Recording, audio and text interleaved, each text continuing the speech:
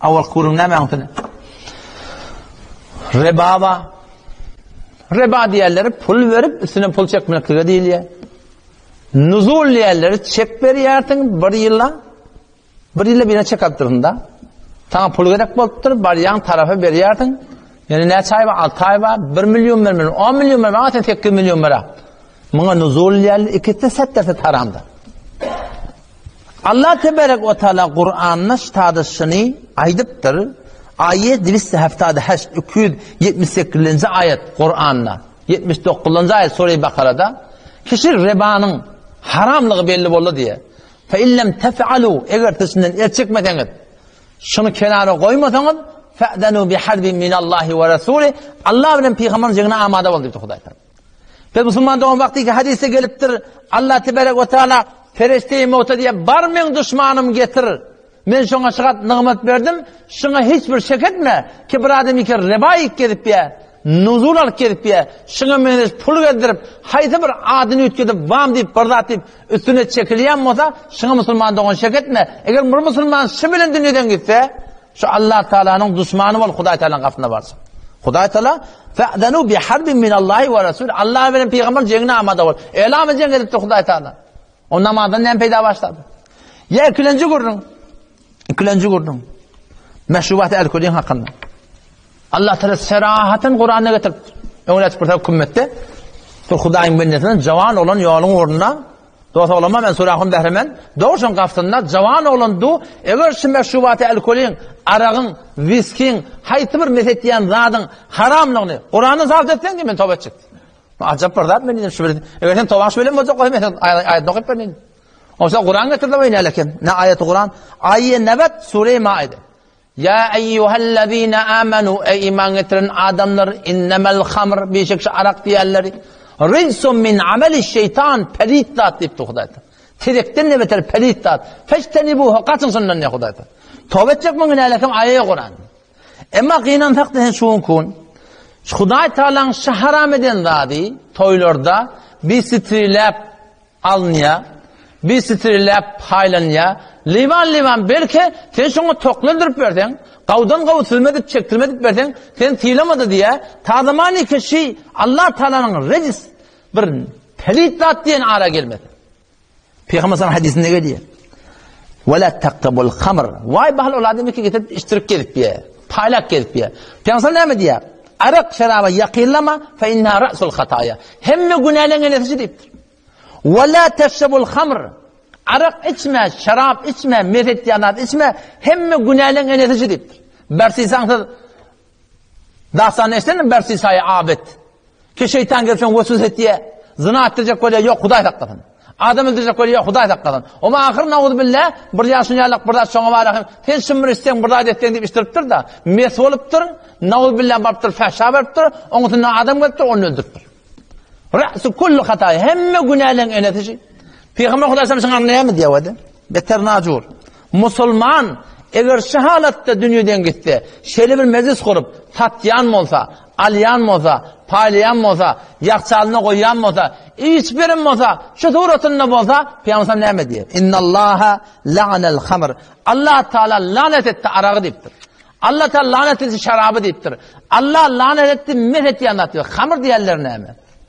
Adına viski koy, adına meşrup koy, adına arak koy. Peygamber'in hadisle kullu muskirin haramun.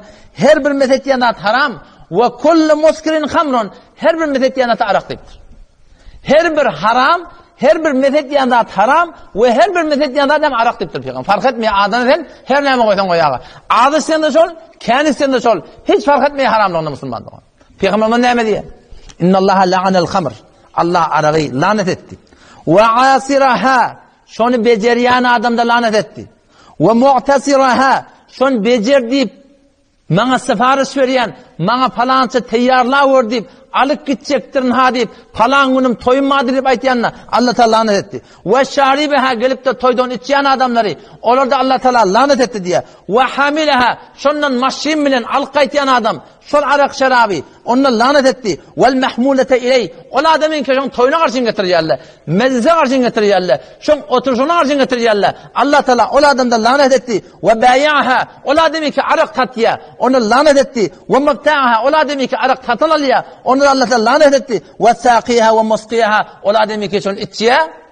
Ya iştirýärmi oňa okyp. Onun Allah Teala lanet etti. O vakti hadiste geliyor, hadiste gelip Peygamber hadisine vakti geliyor. Hamana ki yan hadiste Allah Teala ferişteyi merge bar men düşmanım getir Allah'ın düşmançılı adamdı. Biri şu musulmançılık attı Allah. Bar men düşmanım getir diyor Hudaýdan. Ya ibn ayetine ne böyle? İnnemel hamr. Şu ayetin adına vel meysir. Kumar haram diyor Hudaýdan. Kumar haram deyiptir.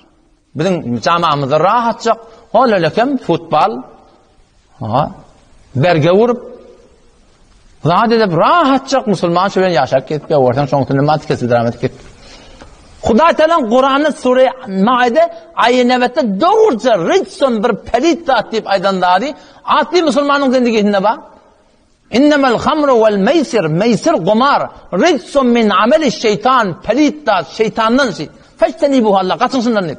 Ama bizim zamanımızda gynansak da rahatça ba. Oňa meňreş. Başa näme? Atsapgy ba.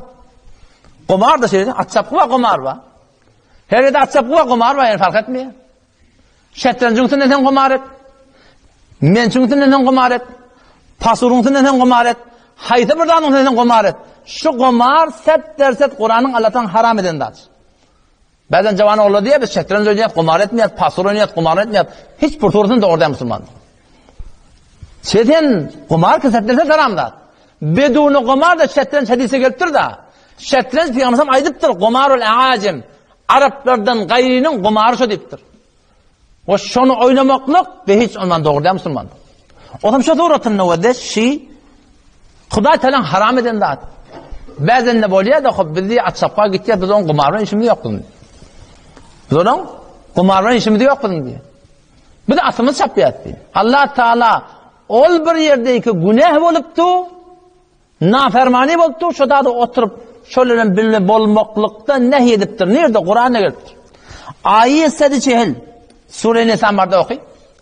Ve kad nazzala aleykum fil kitabi an idza sami'tum ayatillahi yukfaru biha ve yustehza'u biha. Bir wagtda barsaňyz Allah Taala bir mezhidi bartyrsaňyz. Ve kad nazzala aleykum fil kitabi qatan biz Kur'an'y hukmetdik, hukm indirdik.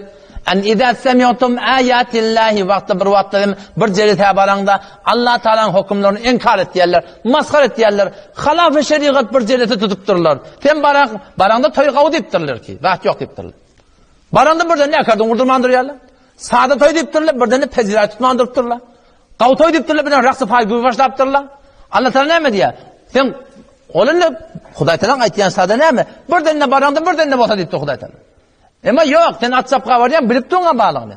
Ol toýkeden bilýän bağlygyny. Ol toýkeden bilýän şona bagşy bağlygyny, ekerdun bağlygyny, peziray bağlygyny, şuň raksy bağlygyny. Allah Taala näme diýär? Fala taqudu ma'ahum. Şola bilen bile oturuşmaň diýdi. Hatta yahudu fi hadisin gayri. Bu gurun tawursda zat etdi. Ondan sonra bir işin bolup barsan, ýaly men ýüregim dogry bir olar goşuşdurmam ki bir gaplaşyplar öýle işimiz etýär. Men toýa barsam barýan ki men olar goşuşdurmak kim? Men yüreğime rastlakim. Allah Teala näme diýär? İnnekum ida misluhum. Sizde en şol ýalak diýip Hudaý Teala. Aslan sizin farkyňyz ýok diýär. Toran Hudaý Teala hukm edipdir. İnnallaha jami'ul munafiqin. Şol jeleseni tutýan adamlar, arak şarap jelesede tutýan adamlar, ekerdun jad urup raksasy etýän adamlar, şolara Hudaý Teala nauz billah şol işi halal edip bilýän adamlara kafir diýipdir. Yüregim dogry. Men başka niyetim yok. Hemin türü atsapga baryanlara Hudaý Teala münafık deyipdir. Ama Allah'ın beter qata etýärler, biliyor musun? Biz Kur'an terjemesi. Şularla bir de aydınlanak. Biz şularlardan korkamdak, rahatça biz musulman deyip, o hem musulman doğan şularlara qatî baraq hem fikir etmek gerek.